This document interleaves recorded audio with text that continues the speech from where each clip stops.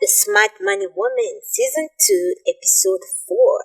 Hey, welcome back. Before we dive in, I didn't realize Tami's collection is launching today. She's been talking so much about it, and I'm not even going to lie. The attention to detail is quite impressive. Can we please be quiet for a few minutes? I need to film this live real quick. What are you going to do about it? Okay. So, a lot of you have been asking how I get my waist to be snatched.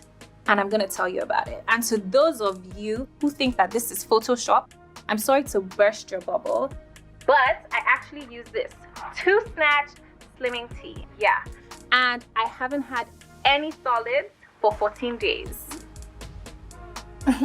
Anyways, as I was saying, who's this? Listen, I've never said I was anybody's role model, okay? If you're looking for a good example, please go and look for your mother. Bobby is a phenomenal performer. Something about him is so real, so natural, so good. I love him on screen. Performances were stellar this season. Well, if nothing else, performances were everything.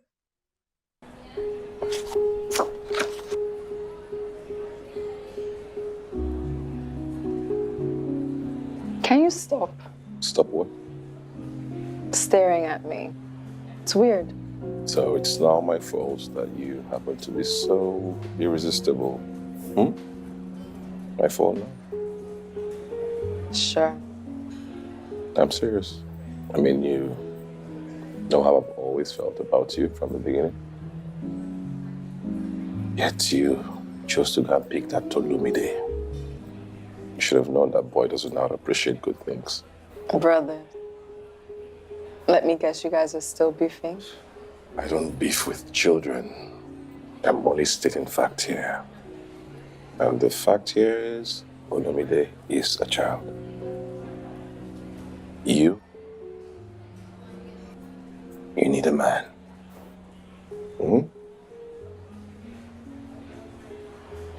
Seni, I have a man. So I've heard. How serious are you guys? Not that it's any of your business, but we're very serious. Well, let's see if you still feel that way after working closely with me the next couple of weeks. Seni, your overconfidence is going to be the end of you. Or the beginning of us. Boys versus men. Seni Sanni's fine ass is in Zuri's office with Zuri's favorite flowers, roses. He convinces Zuri to have dinner with him and his uncle to talk about their land deal, and boy does he bring his game. I was watching this series with my sister and she loves violence, so she was reveling at the potential mess Seni is. He talks about how he always liked her, how she should have picked them and not Olomide, who he describes as a child, while describing himself as a man. There's this common practice of calling men who do things that are immature and harmful children. Men are the ones who are mature and whatever. I hate it. I hate it for many reasons, including that's not how words work. Man has a definition, and that's what a man is. Second, and more importantly, it redirects systemic issues to individual feelings. This keeps us from seeing the real problem, and so whatever interventions we try are bound to be inadequate. Problem identification is crucial when it comes to problem solving. A man beats a woman up, and the inevitable chorus goes up. Real men don't hit women. Real men protect women, blah, blah, blah. So now, this individual man is the one who is not a man. Men as a whole are absolved. Men are not the problem. The truth is, it is real men who rape women, real men who abuse women, real men who cheat, and so on and so forth. These are things men do en masse under patriarchy. And viewing them as individual men's failings is how we guarantee that we fail to stop all the violence. There's no such thing as a real man. A man is an adult male human being excluding trans men for the sake of argument, it is not based on their conduct. Talking about real men do this, real men don't do that. Bullshit. All those adult males doing all that shit are men. You don't get to disown them to improve your stats. Your stats are abysmal. That's what it is. Deal with that reality. Stop trying to fudge the numbers. Well, I can assure you all, the film fund is legit. You can go through our financials. There are absolutely no discrepancies in our books. I'm sorry, Shola, but this has become too messy. Please, just give it time. It will blow over, I guarantee it. I don't think I want to be a part of this anymore. I'm with Mr. Patel on this one. This is just too much. Goodbye, Shola.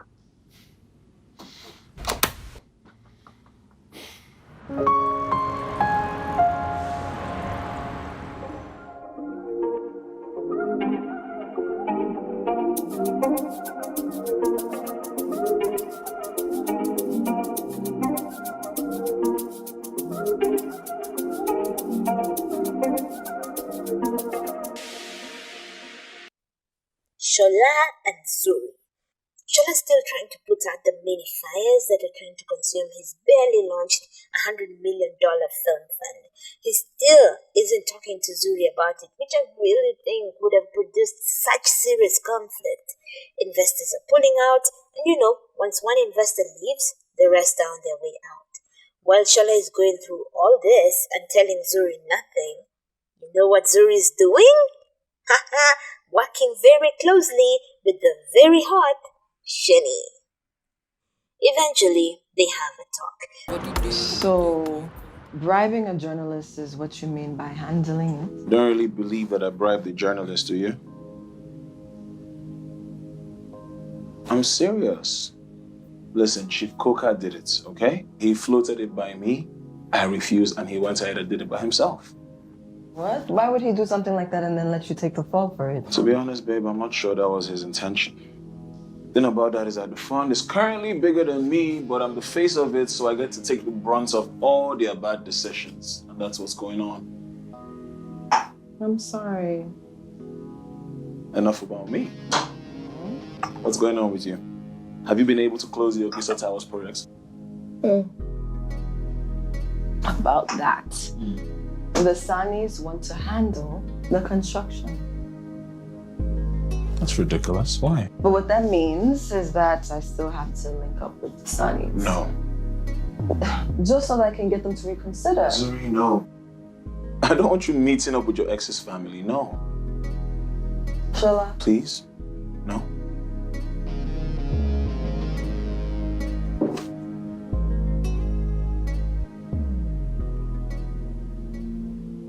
Zuri asks about the bribery. He says it wasn't him. He asks for an update on Zuri's project. She says she has to keep working with the Sannis.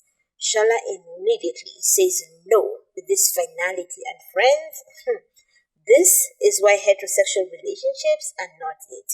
Men just assume this dominant position where they imagine they get the final say on things. What? Nah, bruh. He adds, I don't want you meeting with your ex's family.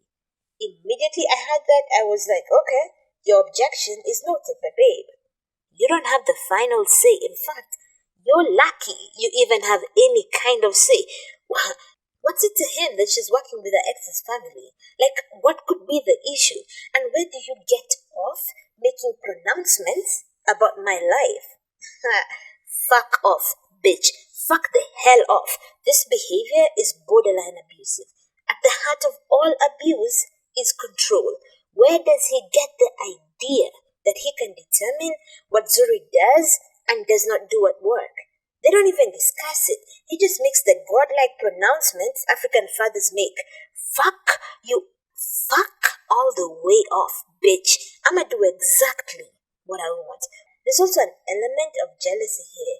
Jealousy often rears its ugly head in abuse as well. Our culture has long considered it romantic when a man is so jealous that he doesn't want you to see your ex or wear certain clothes or go to a club.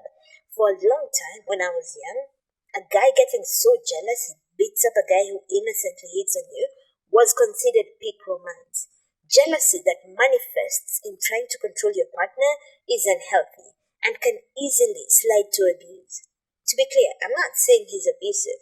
I'm saying his behavior has disturbing parallels to the behavior of men who abuse their partners. Bottom line, this type of controlling relationships leads to abuse or exposes abuse. You don't get to say no to your partner because you're jealous. Fuck that, and fuck you. Control your jealousy and need for control. Not me, fucking asshole. Brief aside, Shola is great in this scene too. They're great together, and his beard. I'm dying, friends. I am dying. Well, you will have to get in to pay off the loan, or both of your names will stay on the blacklist and none of you will be able to access a loan from any banking institution in Nigeria. As soon as they run your name through the credit bureaus, red flags. Wow. Oh, God, what's this? What's that? Huh? Soji. What is it? What do you mean, what is it? Did you see the messages I forwarded to you? I'm sorry that it upset you, but I'm fine. Look at me, I'm here. The hell, Soji? What is wrong with you? Huh? That was a sick joke by some of my friends. Look, I don't care. Just come here and come and explain why your son is reading his father's obituary online. What nonsense. Soji's obituary. One of the many loan apps whose money Soji has not repaid put up his obituary on. I'm guessing as some kind of pressure tactic. SJ sees it while playing on Adesu's tablet. Adesu is understandably rattled because her son found out his father was dead on some random post online. She also had to work to calm him down. Soji, on the other hand, doesn't think it's that serious. He lazily says it was just a sick joke by his friends. Adesu's performance here is wonderful. She orders him to come to her house and show himself to their son, then hangs up before waiting to hear his response. I love it. Soji comes and explains himself to SJ. He also tries some shit with Adesu. He's busy smiling while she's legit pissed. I would have slapped him online, and I've never even slapped anyone. Then he tries to make a move on her. What an asshole. For a moment there, I was afraid she'd fall for it. Terrified, really. Oh, the relief when she kicked him out. Dude, relief. Thank God. I recently watched a Kenyan documentary on the antics these predatory loan apps are using, the many ways they access and misuse people's data. Dude, they're ruining people's lives. This one woman took a loan to pay her mother's hospital fees, then used the little that was left to buy food for her and her kids. Days before her repayment period lapsed, she was already getting threatening phone calls multiple times a day from different people at the same company. When the time lapsed and she hadn't paid it, they sent a message to everyone in her contacts telling them she had listed them as guarantors and that they were now liable. She lived in a small, close-knit town where everyone knew everyone, so her business was out there and people were either approaching to ask her why she did that or talking behind her back about it. All the same, what was out? That she was a corrupt, untrustworthy person. These were her friends and neighbors. She was forced to move with her kids and start over elsewhere. This is someone who already didn't have money, being forced to incur the added expense of moving. These loan apps are ruining normal people's lives, not high-flying, financially irresponsible, reckless types like Soji. Just your ordinary person who took a loan to pay their mother's hospital fees to save her life. That's who these apps are targeting. That's whose lives they're ruining. I just wish they'd used someone different for this loan apps angle. I wish they'd used a character who showed how predatory they are rather than how irresponsible borrowers are, because that's not the real story. At the very least, that's not the most likely story. It's not the common loan app story out there. The people out there on those apps are not Sojis. They are precarious, struggling people being preyed upon.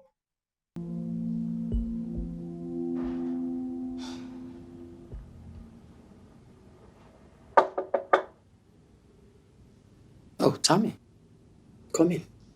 Good evening, Daddy.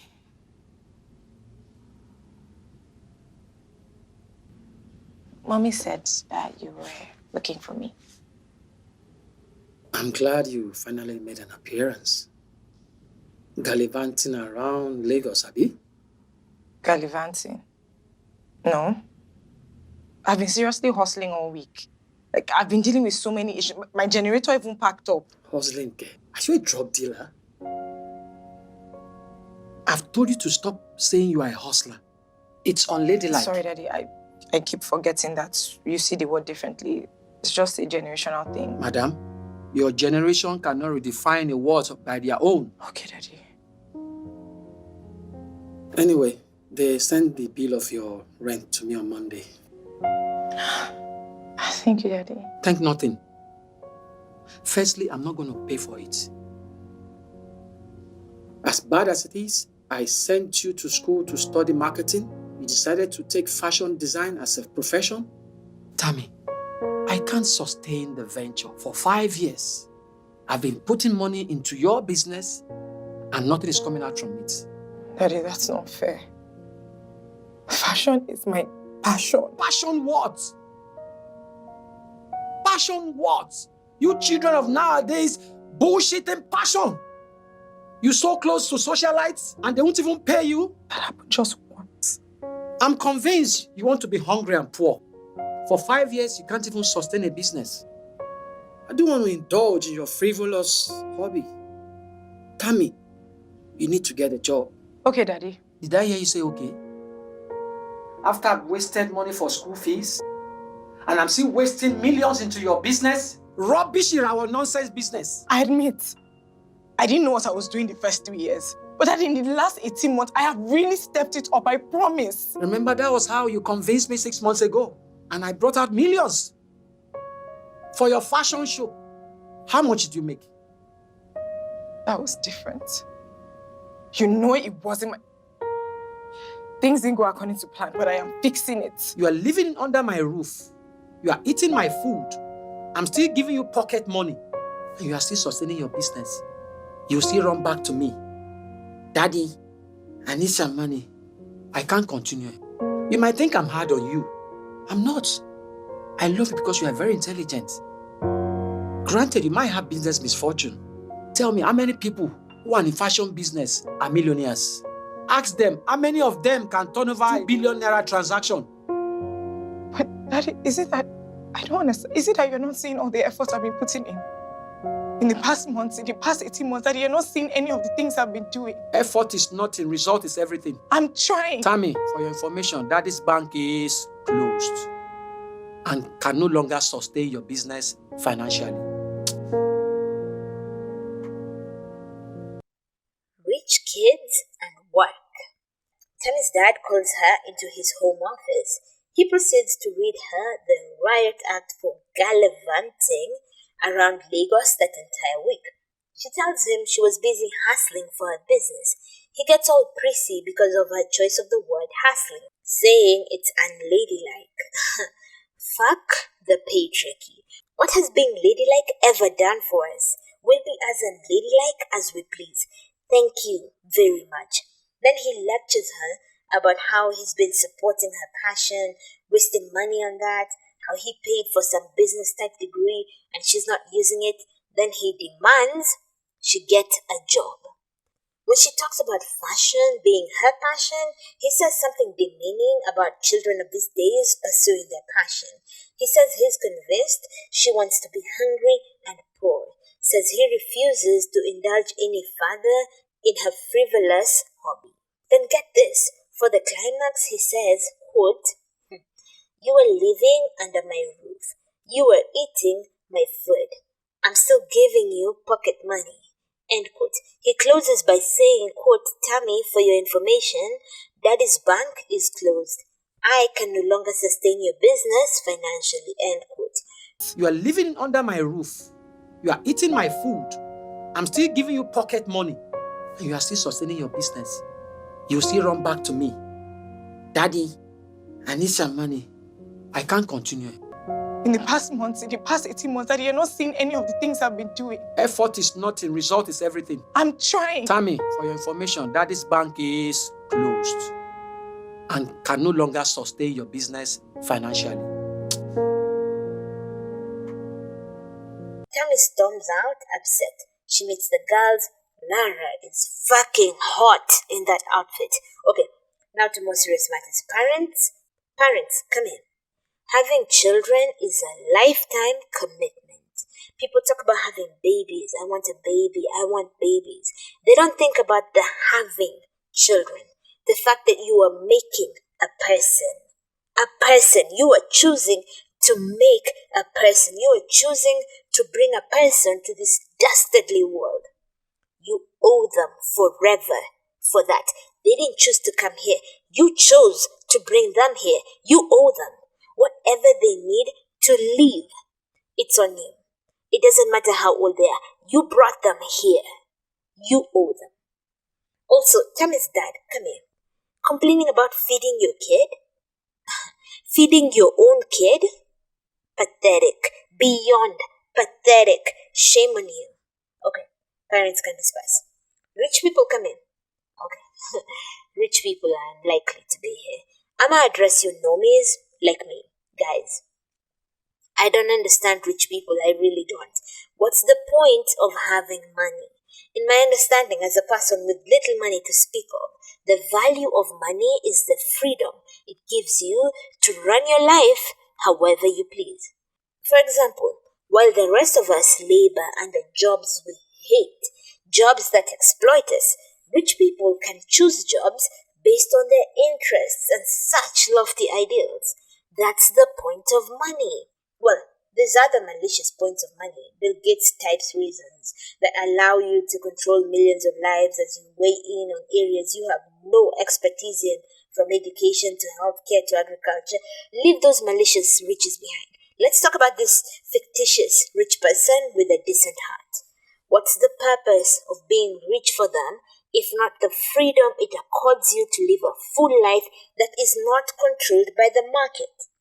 If I was that rich person, I'm telling you right now, my child would be free to pursue whatever frivolous thing they want. As long as I can afford it and it is not harmful to people or nature in general, it's a go. I'ma fund it forever. We have this view of labor under capitalism as inherently valuable and worthy, when it's not. There are too many bullshit jobs to count and too many harmful ones to boot. Work is only valuable when it produces value in people's lives, improving their lives. Tami studied marketing, the cousin of advertising. That is a field that needs to die. It does not add value to people's lives. I'm convinced rich people do this pretending to care about work thing for their offspring, to trick us into believing that rich people are rich because they work for their money. More often than not, that's not why rich people are rich, so they need to stop with this pretense. We already know what's up. We're not falling for the propaganda. Plus, there's this erroneous Protestant work ethic idea that makes it look like suffering is some kind of virtue. There is no virtue in suffering. If you can alleviate anyone's suffering, more so your own children, why wouldn't you? Why wouldn't you? If I could afford to save my child from any suffering and needless labor under capitalism, nothing would keep me from doing it. There's nothing inherently virtuous about suffering. In fact, we should work to alleviate suffering in all areas of life. This glorification of struggling is counter-revolutionary. What we want is an end to all suffering, all struggle, all needless labor, all exploitation. That's what we want for everyone. If I had crazy stupid money and I had a kid, that kid would not have to work a job they hate a day in their life, not a single day. As long as they were not engaging in activities that harm any bit of nature, I'd support them all the fucking way. Tami's dad has stupid money and one kid. Who's he trying to leave it for if not her? I don't get rich people. They make no sense. They make no fucking sense. Whatever propaganda you're trying to sell us about rich people valuing labor and hard work is propaganda we are not buying. Fuck off with that bullshit. That's all for today. Thanks for stopping by. Till next time, remember who you are. love life, love people. Stay